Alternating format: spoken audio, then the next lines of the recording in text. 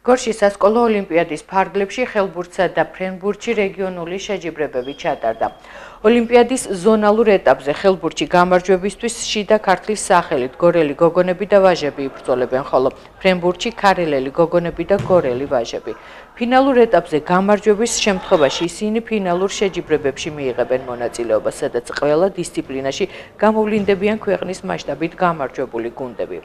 რეგიონულ შეჯიბრებებში მონაწილეობას იღებენ კასპის, გორის, ქარელისა და ხაშურის მუნიციპალურ შეხვედრებში გამარჯვებული გუნდები. რეგიონული ეტაპის ფინალურ შეხვედრებს გორმა უმასპინძლა.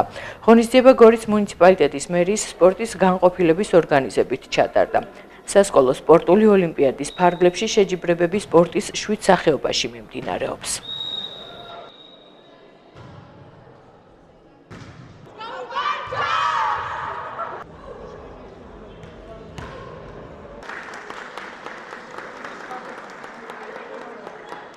მიმდინარეობს ბავშვთა სასკოლო ოლიმპიადა სპორტის ორ სახეობაში, ფრენბურთი და ხელბურთი, როგორც გოგონები, ასევე ვაჟები.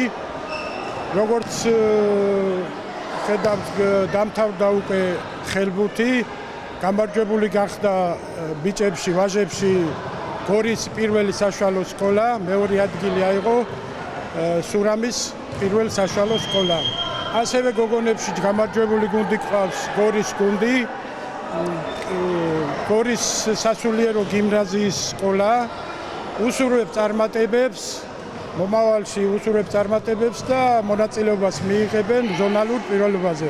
დღეს ჩატარდა ჩემპიონატი სკოლებს შორისში, მოხდა რეგიონალური თამაშები, გავიმარჯვეთ პირველმა სკოლამ, ჩავატარეთ თამაში სურამის წინააღმდეგ, ძალიან კარგი გუნდი იყო და ძალიან დიდ მადლობას ვუხდი ასეთი კარგი თამაშისთვის, შემდეგ თამაში მოვემზადებით ზონალურისთვის, სადაც გაწვრთნილ ძალიან კარგი მოწინააღმდეგეები შეგვხვდებიან, მაგრამ ჩვენი ბიჭების ბჯერა და მაქსიმალურად მოვემზადებით ამ ჩემპიონატისთვის, რომ მოუტანოთ ჩვენ სკოლას წარმატება და ვასახელოთ.